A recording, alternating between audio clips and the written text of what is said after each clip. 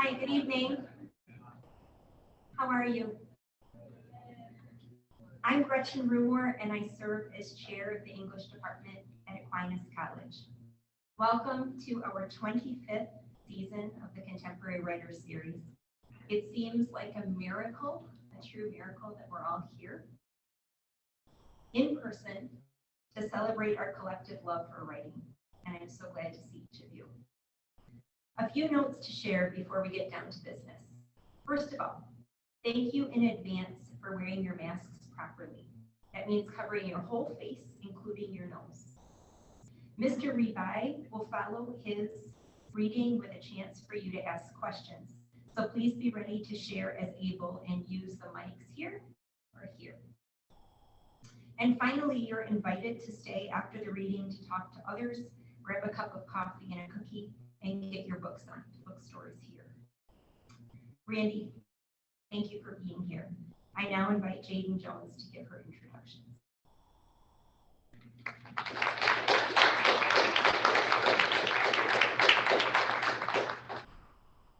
Thank you, Dr. Good evening, everyone. My name is Jaden Jones, and I am the student representative for the Creative Writing Series Committee.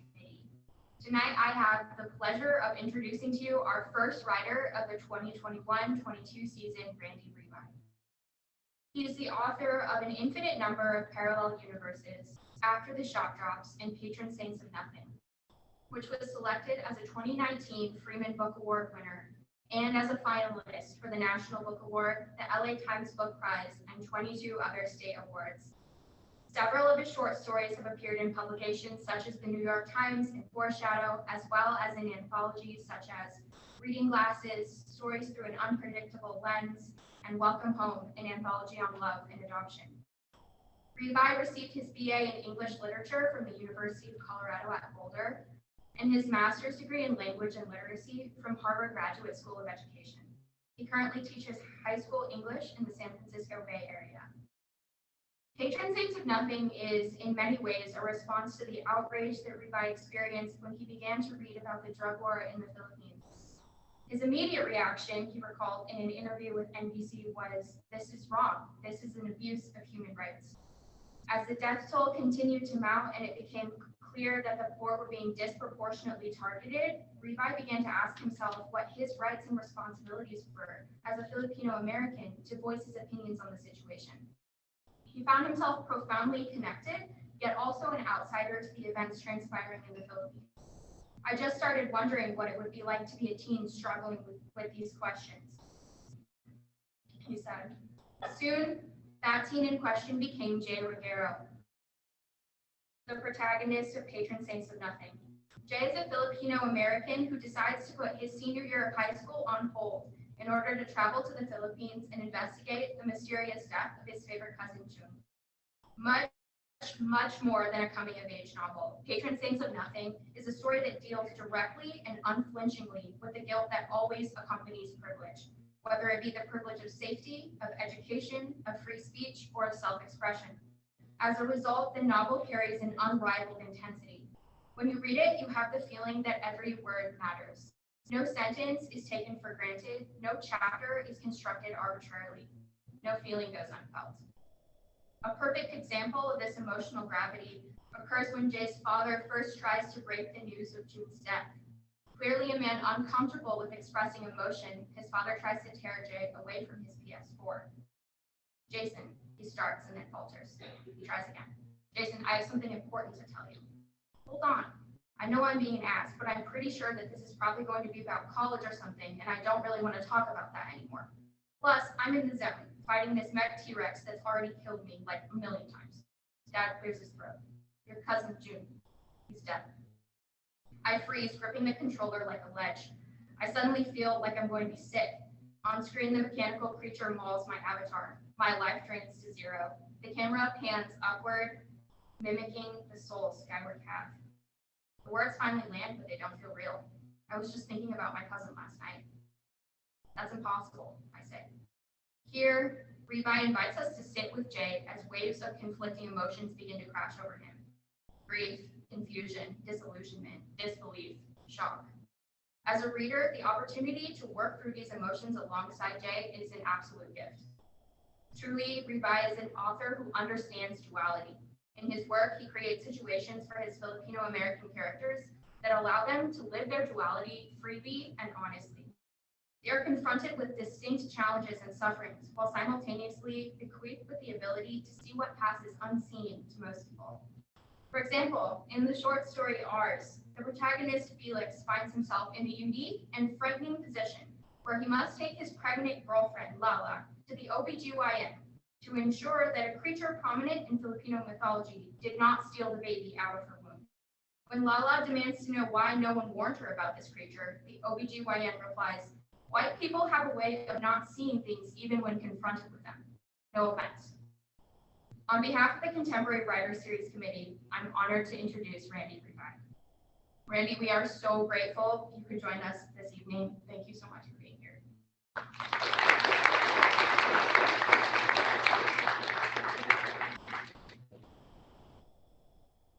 What's up, everybody? Thank you for that wonderful introduction. 10 out of 10. That was legit. That was like the best introduction I've ever had, actually. Like just research, like mixing their own stuff. Yeah, that was good. Usually people just read the bio of my website and mispronounce my last name, but I appreciate that. Yeah, it's good to see you all in all of your beautiful face masks. Thank you to Gretchen and everyone else at the Contemporary Writer Series for inviting me to come out tonight. And thank you to all of you who are showing up, whether you're forced to or not. I appreciate it. Hopefully I'll say something to make your time here worthwhile. And just to give you a heads up, I'm going to be reading a couple short passages. I'm going to talk for a little bit, and then I'll open it up for Q&A. So you can start thinking about questions, get those ready to go, so you're not like surprised when we get to the Q&A portion. It's just like dead silent and awkward.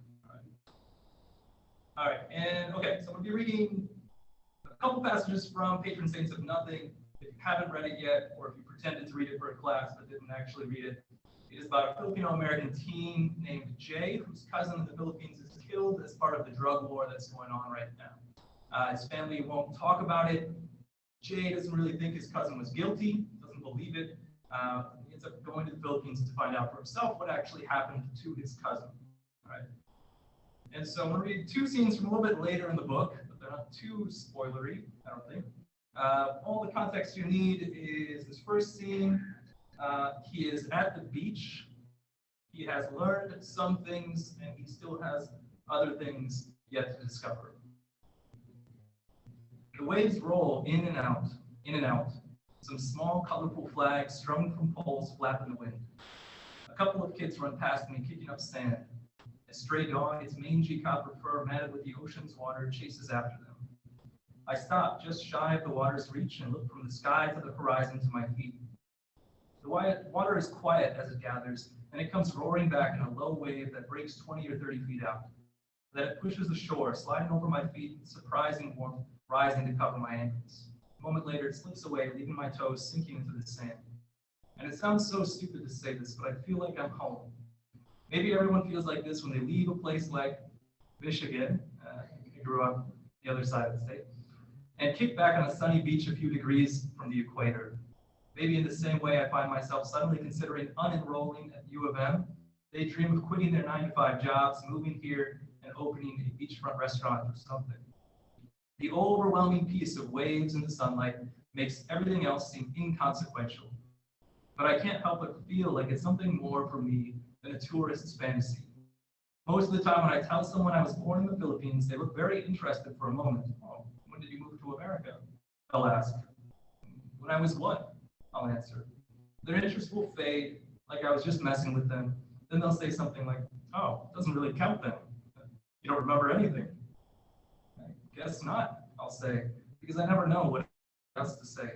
But standing here with my feet in the water, listening to the sound of Tagalog, other languages mixed with laughter, crashing waves, smelling the chicken inasal or pork ihaw grilling behind me as swallows flit past overhead to their nests high in the surrounding cliffs, I feel like that first year mattered in a way it never felt like it did before. Surely the air your lungs first breathe matters.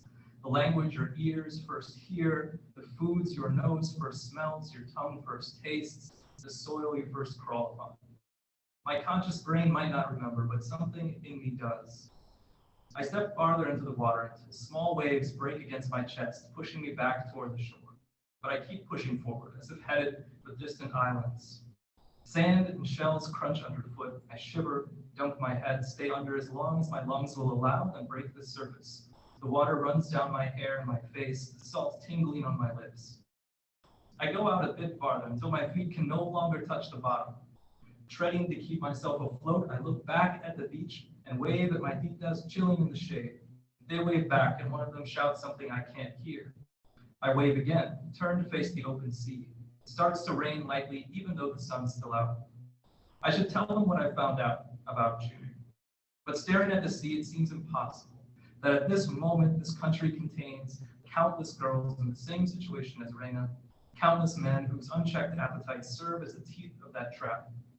It strikes me that I cannot claim this country's serene coves and sun-soaked beaches without also claiming its poverty, its problems, its history. To say that any aspect of it is part of me is to say that all of it is part of me. Okay. All right, so the second passage I'm going to read is from a little bit later in the story still. So throughout the book, you get some letters that June had written to Jay when they were younger, and occasionally Jay takes one out and reads it. So this is one of those letters from later in the story. Dear Kuya Jay, I think I am going to become a vegetarian. I decided this today as I watched Tatai kill a goat. First, he strung it up by its feet. It wriggled and cried like a human child. But then Tatai slit its throat with a knife and it became still and silent after a final shiver ran through its body. Blood poured from its neck into a large metal bowl that he had placed underneath its head. It was not the first goat that I saw slaughtered, so I don't know why it affected me this time, but it did. I felt really sad watching it. I thought, what if that goat had a wife and children? What if the rest of his goat family was back in their pen waiting for his return?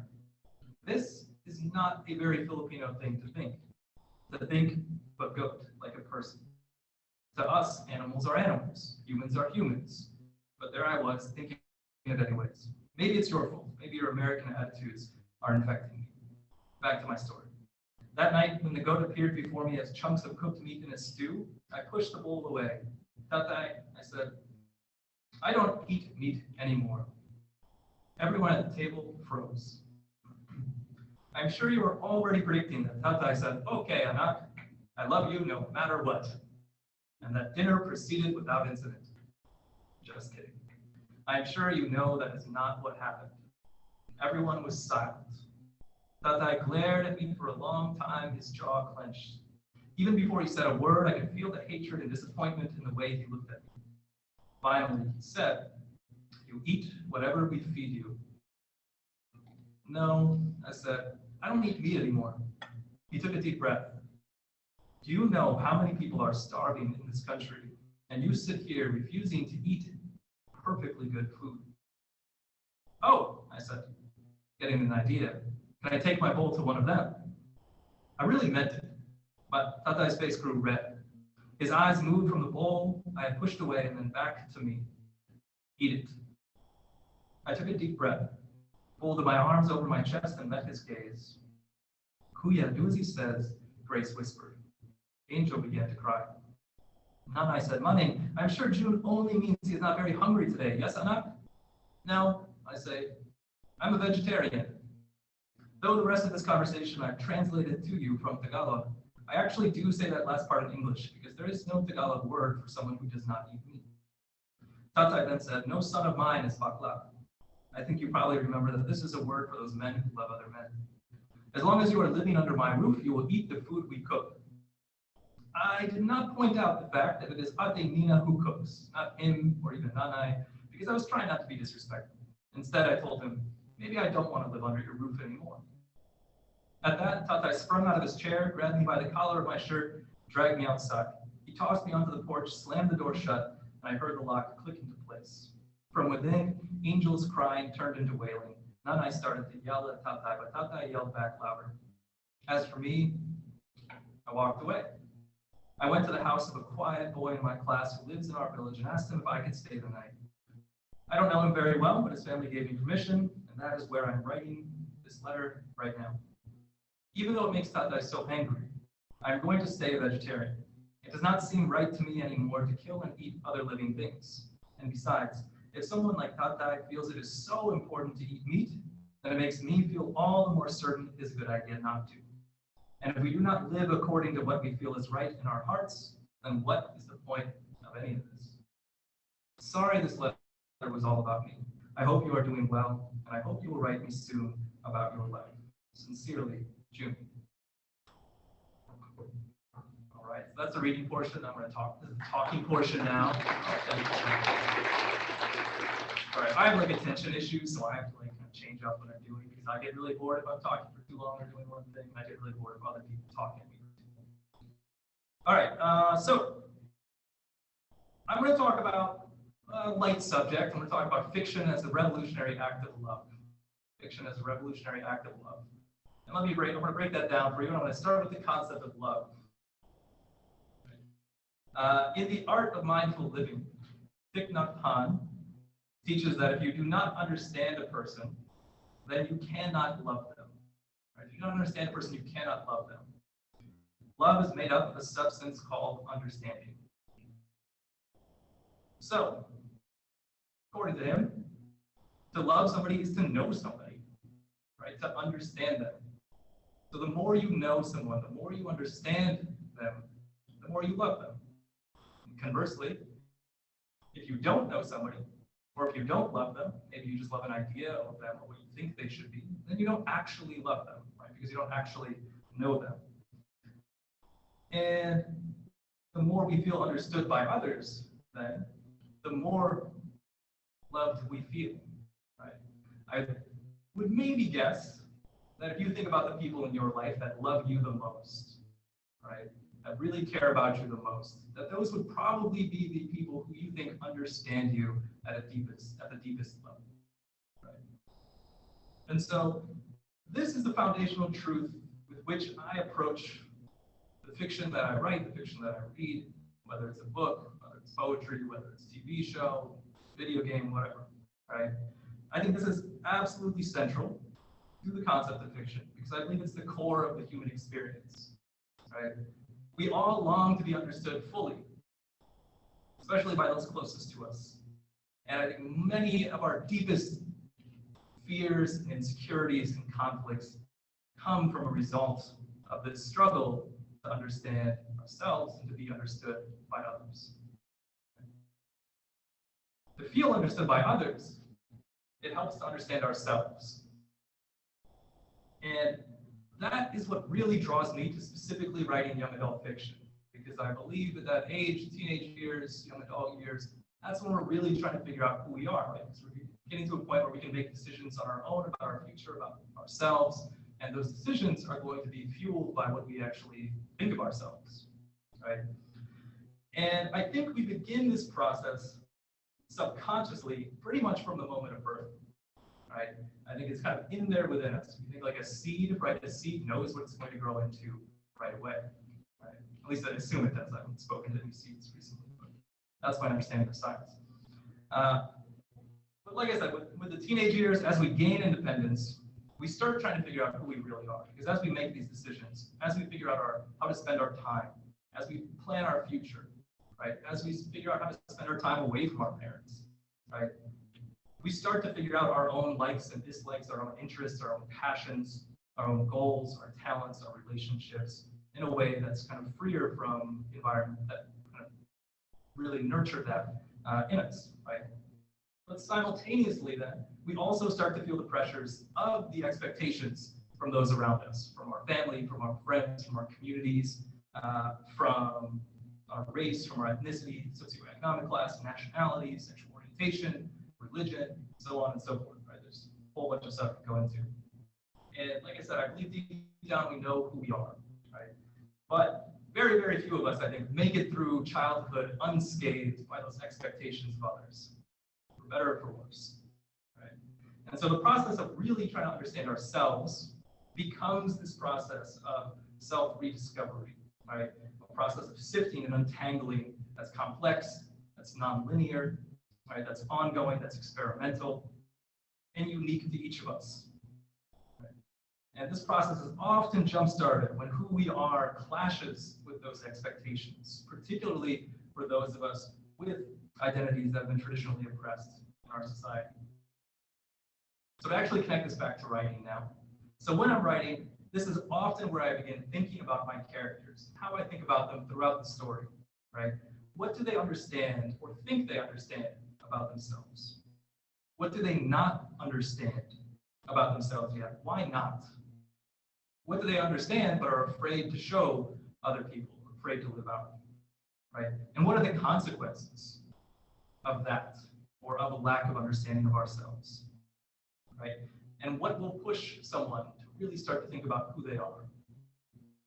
In Patron Saints of Nothing, for example, Jay doesn't really understand himself at the beginning of the novel, right? He's a privileged life, cis hetero male, member of an assimilated upper middle class family. Right? Financially, they're pretty well off. That's led to complacency. And a lot of times complacency, that kind of privilege that comes with complacency, also kind of frees people from being introspective, I think. At the same time, I hope as you're reading the story, if you read it, you also sense that there was dissonance early on, kind of simmering under the surface. That Jay wasn't quite feeling exactly, even though he was kind of going along to some extent with what his parents wanted, that I tried to kind of plant those seeds early that something wasn't right with that experience. Right? And so his cousin's death eventually leads him to confront questions about his privilege, about his family, his religious and moral beliefs, his identity as a biracial, 1.5 gen assimilated Filipino immigrant, and more. Right? And it's the first time that he's grappling with a lot of this. And it's this process which eventually leads him to understand himself a little bit better by the end of the book. All right, so it's important to note, though, that we don't exist by ourselves, right? No person is an island kind of thing. Right? Who we are is always deeply connected to our society, to our social situation, to our historical context.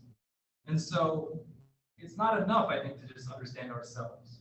We have to understand others. And in that process, we kind of develop a better understanding of ourselves, right? Because I think to connect this back to that idea of love, as we try to understand others, we come to love them better, right? We can understand them better.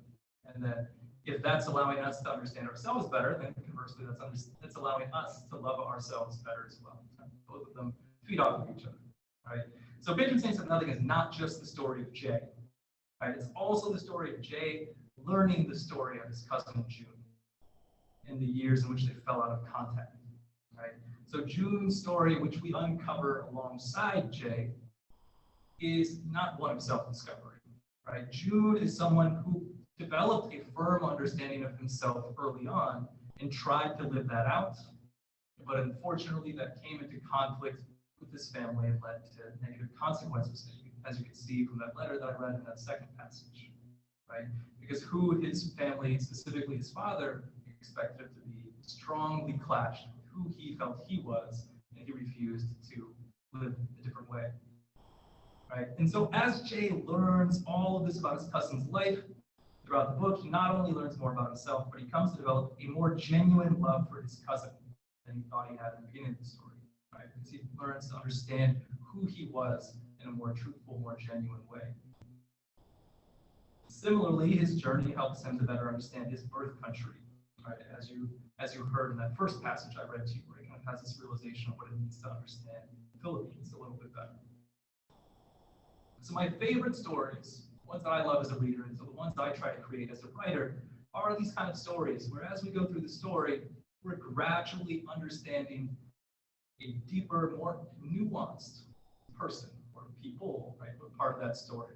And by the end of it, we kind of walk away with this feeling of love for those characters, which I think is just as real as it is for our love for people that exist in real life, because we come to understand those characters more deeply, right? I don't know if any of this is a kind of an aside, not my written speech, but I've really started watching like Ted Lasso on my travels here.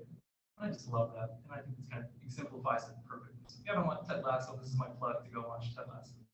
All right. Anyways, back to the stuff I planned. Okay, so that's how I think about love. Love as understanding, not like a superficial, fake understanding, not just like being around somebody a lot, but truly understanding them at that deeper level. Right? Now, I said earlier that I was going to talk about fiction as a revolutionary act of love. So I'm going to talk about that revolutionary piece a little bit more now. Right?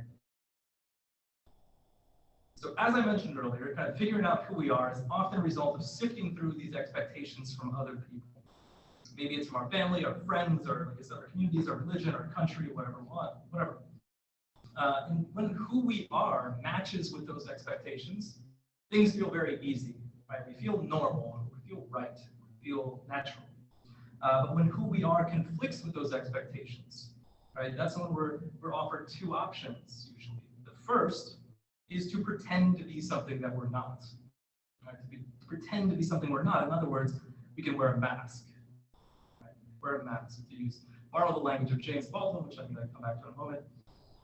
Or the second option is that we can be our true selves. That we kind of resist those expectations and live according to what we feel is right in ourselves. I believe few and far between are the people who take that latter option, and sometimes for a real reason, right? Sometimes the mask serves a practical purpose. Sometimes the mask is a defense mechanism that we need to physically, sometimes, or emotionally protect ourselves from too much harm. But to go back to James Baldwin here, if you've never read any James Baldwin, you got to read some James Baldwin. Professors in the room, if you don't teach any James Baldwin, you got to start teaching some James Baldwin. Yeah, if Beale Street could talk, you can start there. He says in Fire Next Time, love takes off the masks that we fear we cannot live without and know we cannot live within.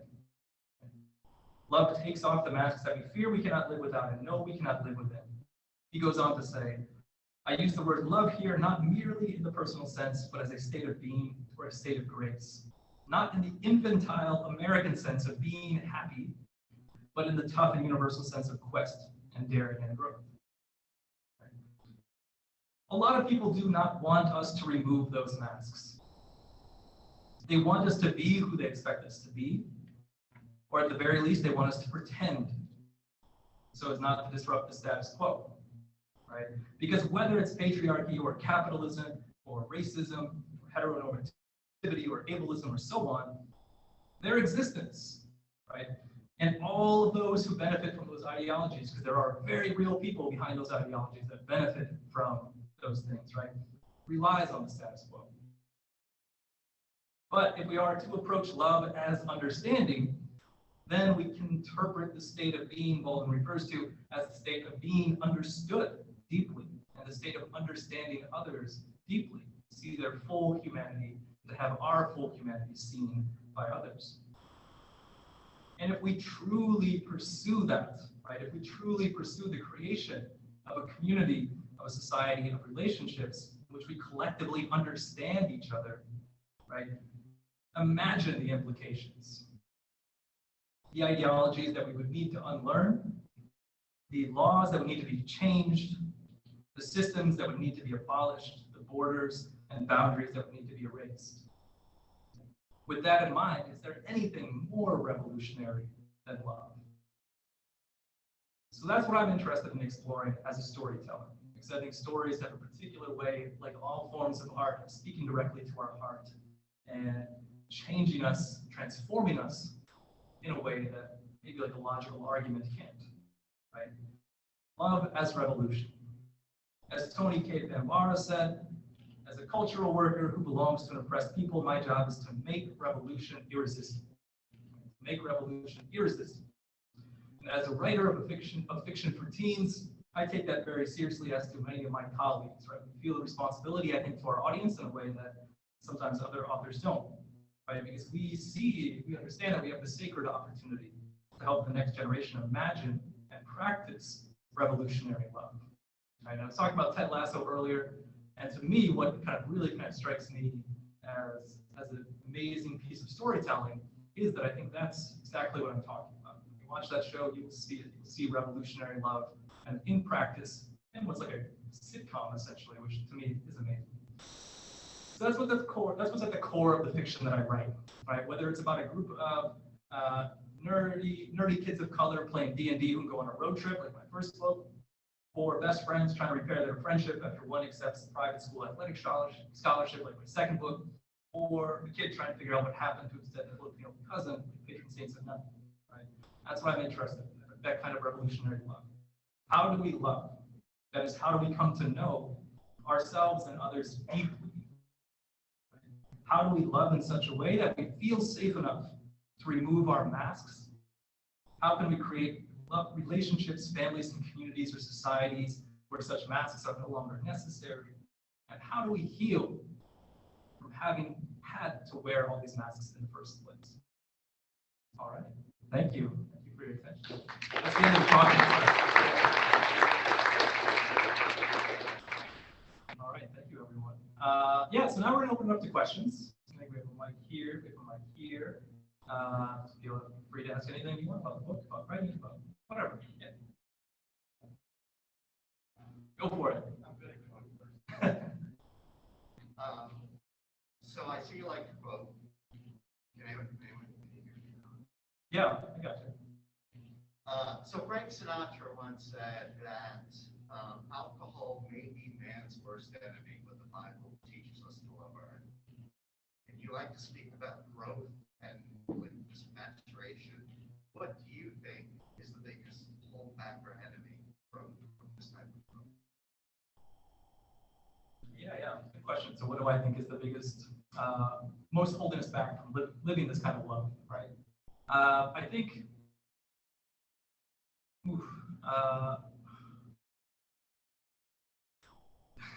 capitalism, maybe? Honestly, I think like individualist attitude of kind of saying other people don't matter, right? I'm in this for myself. Other people matter less than me, which is a very capitalistic kind of approach, right? To an extent. And I think that kind of thinking, that mode of thinking, I think you can also look at it as, a colonialist mode of thinking or as a patriarchal mode of thinking, any kind of thinking that's saying, other people, the other is not as human as I am or not as worthy as I am. And we live in a material, it always sounds like a bad essay when I start, we live in a society that is very material. And you do materially benefit in some ways of living that kind of life, right?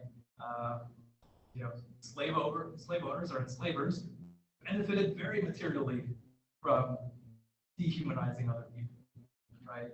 Men continue to benefit from dehumanizing women, right?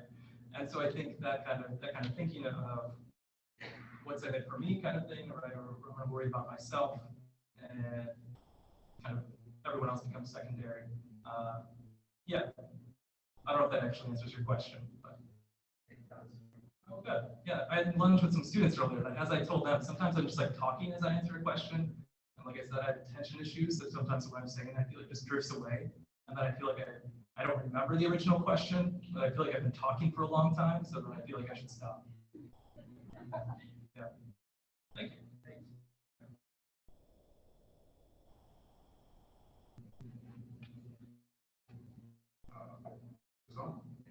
Yes. Mr. Riley, thank you for coming. So when I first picked up the copy of your book, I turned it over and I read the summary, and I got to the part where like President Church's incredible, and I went, this is what ruffles some feathers.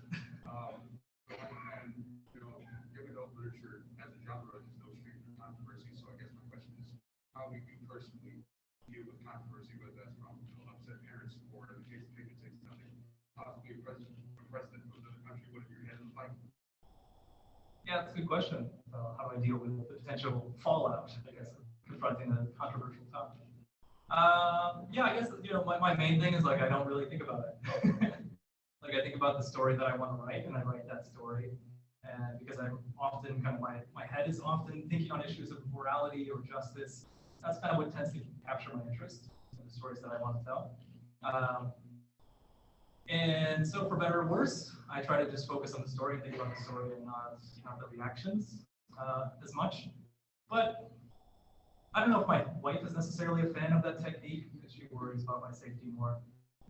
So in terms of the Philippines specifically, the last time I traveled to the Philippines, I took like certain precautions of like letting the embassy know I was going to be there, not posting my location. I didn't even post social media that I was like in the country. It's kind of like keeping low under the radar. I don't really know when the next time I'm going to go back is because they kind of signed into law this thing called the anti-terror law, which essentially allows the government to deem anyone a terrorist and do whatever they want to them. very much modeled after our Patriot Act, by the way. And yeah, so there's that, and then that has been very real fallout in the Philippines in terms of, it hasn't been outright banned. I was explaining to some people earlier today, when the book first came out, like no bookstores in the Philippines would host me because they were afraid of the negative reactions, whether from the government or from government supporters. And so, yeah, I don't know. I just don't think about it as much and just focus on trying to write the story that I want to write. And the fallout will be the fallout. I can't control how people are going to react to it. Thank you.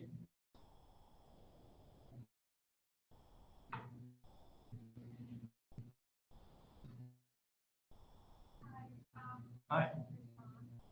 I don't know, but I can hear you. Okay, hi. I'll repeat your question further. Mine's kind of like a two-parter, like what made you want to start writing, and then what advice do you give to writers? Yeah, thank you. So what made me want to start writing, and what advice do I give to writers? So what made me start to write was, yeah, I don't know, it's complicated. I'm gonna tell this story. Hopefully I'll keep it short. But when I was growing, like I'm not the kind of writer that's like, oh, when I was 2 years old, I wanted to be a writer and I would write novels and stuff like that. I didn't really like English class in middle school and high school. You know, the school that I went to was predominantly white. It's one of the few kids of color. Our reading lists were largely the dead white guy canon, right? And I never connected with any of that.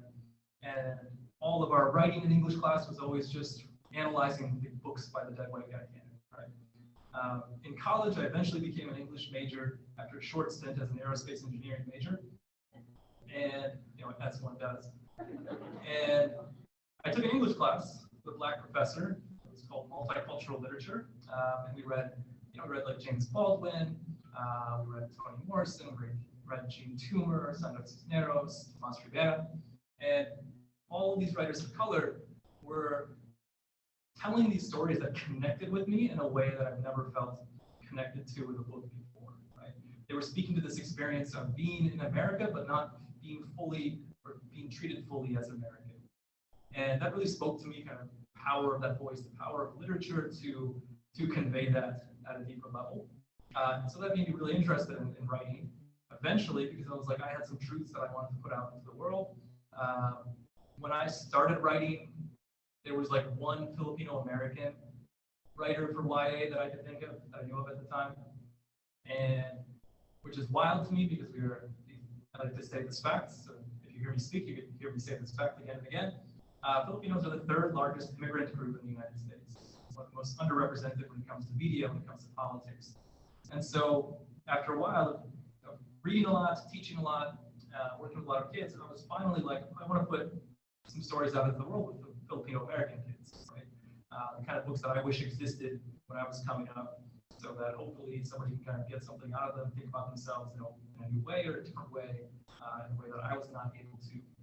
So, yeah, and now I've been talking for a while and I completely forgot the second question.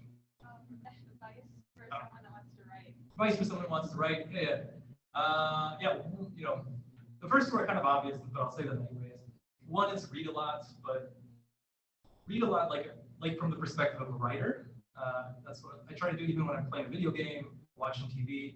I'm trying to think about like, well, if I'm feeling a strong reaction to something, right? What is it that they're doing in the story that makes me feel that way, right? Like I was saying, I loved Ted Lasso. I just started binging the first season. So between the time I started watching it and here, I was like, why do I love this so much? And I kind of, connects exactly what I'm going to be talking about tonight, right? And you can do this with anything. Right? Just kind of practicing that reading or watching like a writer is helpful. Because also if something's really boring, you can be like, why is this so boring? Like, why is this ending so terrible? You can try to avoid doing that. The second thing I would say is write. Right, you don't have to write, you know, I don't think you have to write every day, but just be in the practice of writing and finishing things, because something I learned, I think, kind of on the other end, once I started to become closer to being a published author, was how important revision is. And like, if I'm working on a story or a book, probably 10% of my time is spent drafting it, and 90% is spent revising and editing. So just understanding that like that's really where the space where I think most stories take shape. And so if you don't finish something, you can't really practice revising it. It's just like writing is a skill, you need to practice. revision is also a skill that you need to practice. And then my third piece is kind of related to what I was just talking about up here, is just try to understand yourself a little bit more. Because once you try to understand yourself, who you are, once you know your story, then I think that will give more power to the kinds of stuff that you write about. Because you'll be tapping into something that makes you completely unique, right? And it'll make your writing completely unique because you're trying to be yourself. You're not trying to be anyone else. Thank you. Now I really want to watch Ted Lasso. No offense to all of you, this is wonderful, but it's a really good show. Hi. Hi again. So my question is, you kind of touched on this a little bit just now, but your dedication of patron of saints is for the hyphenated, and I was wondering if you could speak on that. Not only why you did it, but what it means to you, especially in our society today. Thank you. Yeah, for the hyphenated, so at its most literal level, I had in mind Filipino Americans, right, or people who were biracial, right? Because, like I was kind of saying a little bit earlier, yeah, like I don't feel like there were any stories like that for me when I was growing up, right? Especially even that biracial piece, right? The only time I really saw like biracial representation was like, I don't know, like centaurs and fantasy novels or something like that, right? I don't know, are they technically biracial? Sorry, mind wandered away again. That's an interesting question. Anyway, and so it was, yeah, so that on the surface, I think, and I kept it general, more general, because I think that applies to a lot of different other aspects of identity, right? Because I think we're all hyphenated in some way, shape, or form or another. But it was important for me to write that dedication, and important for me to write specifically to that audience. You know, Toni Morrison talked about writing to the essentially like the white gaze, right? The default audience in publishing is then, you know, the upper middle class white men, and so people of color who were writing or writing from other marginalized groups oftentimes had to edit or change their work. Feel this pressure to write for a different audience than whom they wanted to write for, right? So Toni Morrison was like, you know, I wrote about Black people and I made everyone else come over there, right? I made that the center. And so that really has stuck with me. And so that was an important part of the process of the novel and of the revision stage. My editor was really fantastic with this, making sure that I was writing for the audience I wanted to write for. Yeah, thank you.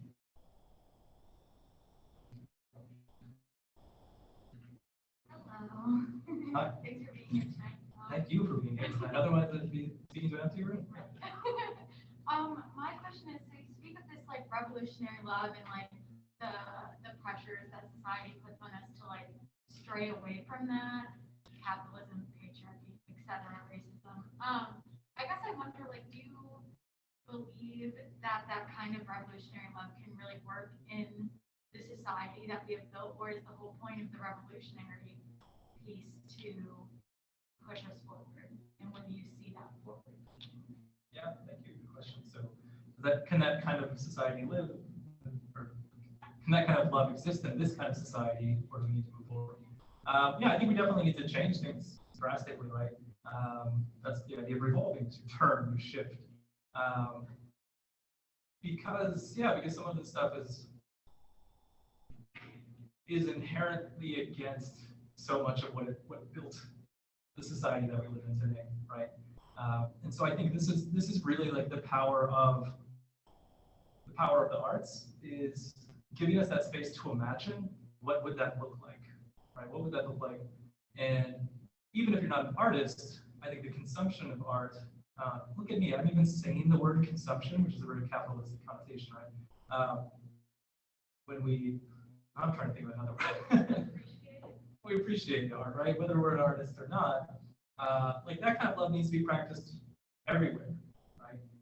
Even if, I was talking about this at lunch a little bit earlier, like if you're, I don't know, a real estate agent, you really understand that kind of love, you're not going to be practicing redlining, right? If you're a politician, you're not going to be advocating for private health care. Sorry to get political, but if you're here for this talk, the book is already, everything is political, so it's okay. Yeah, and so I think, I don't have the answer of what it would look like exactly. I have some ideas, but I think art can kind of create the space for us to imagine what that would look like, what that would be like to live out. And then I think it is on all of us to try to create that kind of world, right? And I think we need to reject the idea that that there's nothing that can be done. That this is the world, and too bad, get used to it. Yeah, I think we have to resist that. Thank you.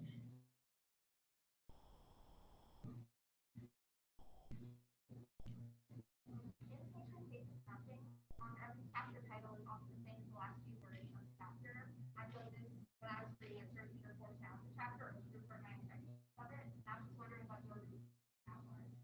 Yeah, good question. So asking about the chapter titles, which were usually the last lines, they stopped being the last lines at a certain point later in the story. Yeah, so that was, what do you think? I'm a teacher, so I asked you, what do you think? I feel like just have us create an idea of what we thought it was going to be, and then in terms of firm back with the night after try to form our expectations, such as like Yeah, you don't even need to answer this question. Yeah, that idea of like setting up, here's the expectation you have, you can establish that right away, and then start subverting that later on. You kind of don't know anymore if that's the last line of the chapter or not. Yeah, yeah, you got this already. I didn't ask you that question. Thank you. But thank you anyways, it makes me feel good. This is also kind of a two-part question. I was very surprised and thankful for all the representation of the book. Last night I were talking about how three of the queer characters all the same family. So I kind of wanted to ask like your intention for that, and also how to better write characters for different ones. Yeah, that's a lot. So you're asking about the intention of my inclusion of queer characters and how to write characters who are different than us. So the inclusion of queer characters is important to me for a number of reasons. I mean, I think just one, having family members, having students who are queer, who just felt like they were absent or erased from a lot of media, a lot of stories, right? I had a great uncle in Indiana, for example, who lived by himself with his mother until the day he died.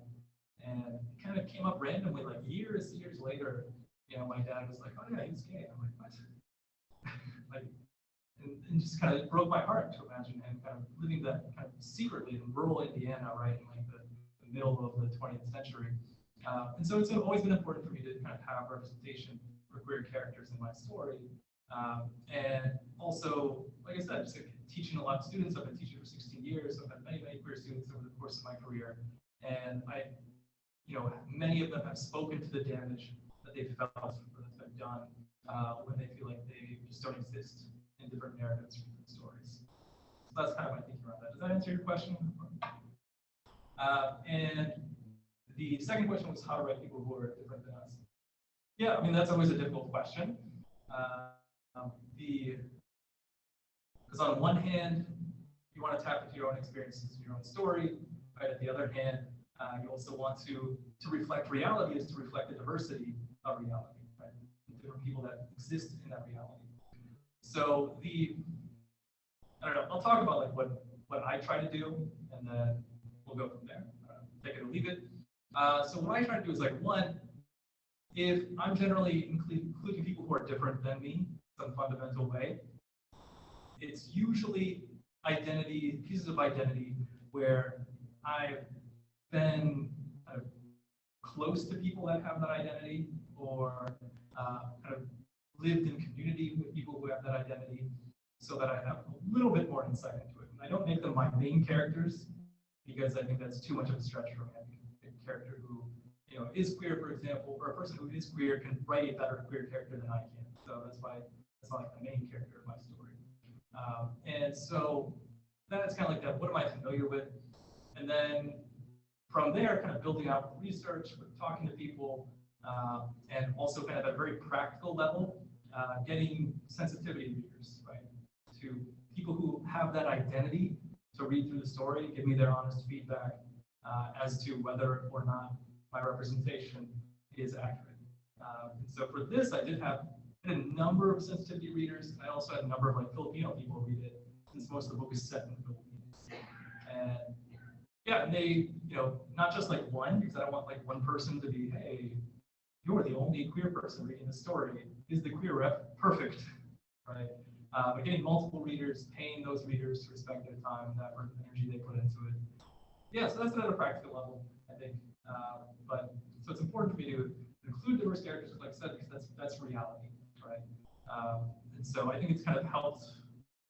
I think my life experiences have helped me because I've kind of like lived in all different places and gotten to know different kinds of people. But yeah, hopefully that answers your question, because I'm also coming to that place where I feel like I'm talking too much again, so I'm gonna just stop. Yeah, thank you. And have time for probably like one or two more questions.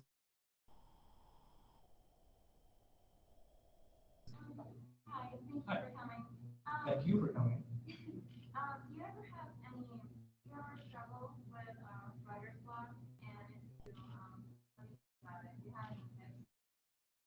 Yeah, thank you. Struggle with writer's block.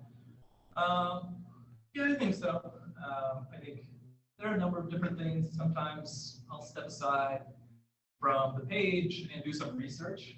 Sometimes the research will help me generate new ideas. Sometimes I'll step away and just go for a walk, go for a bike ride, something like that, where I'm still thinking about the story in my head, even if I'm not physically writing it. I consider that writing too, right? It's always kind of simmering in the subconscious, even if it's not on the page. Sometimes I just force myself to keep writing. I try to write regularly, not every day, but most days.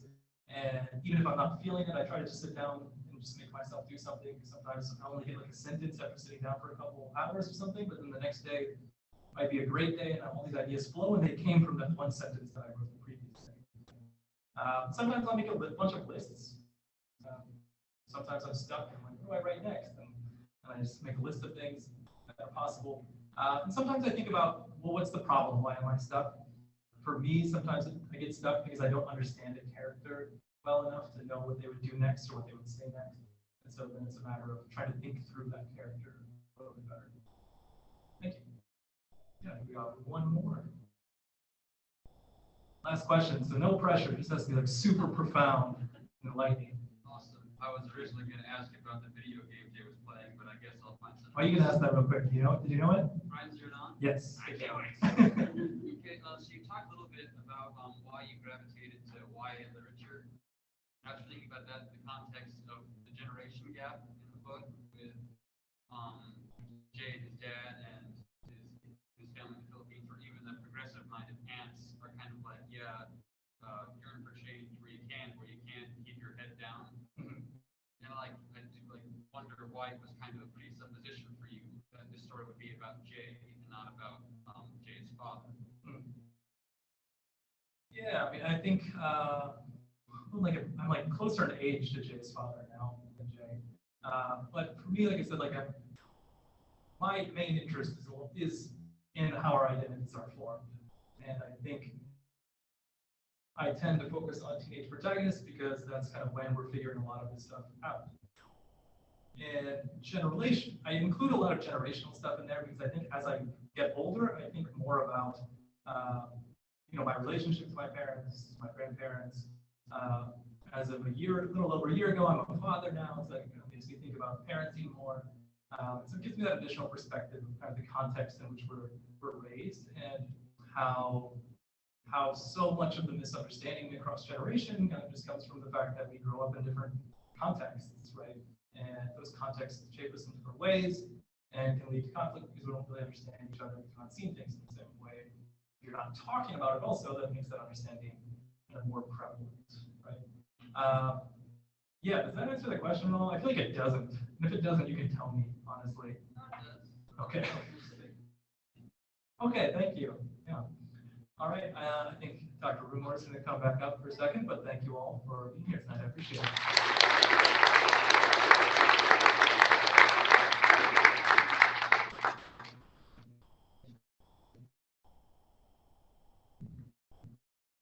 Wow, I think those are some of the best questions I've heard in a long time. So excellent. Just two reminders. We have coffee and cookies in the Loudit room, so please help yourselves. You know, college students love free stuff, so help yourselves to some edible swag. And our next event is Matt Mendez, author of most recently Barely Missing Everything. That's on November 11, and it's at 7:30 here in the Waihe Ballroom. So you're all warmly invited to join us for that as well. Thanks again.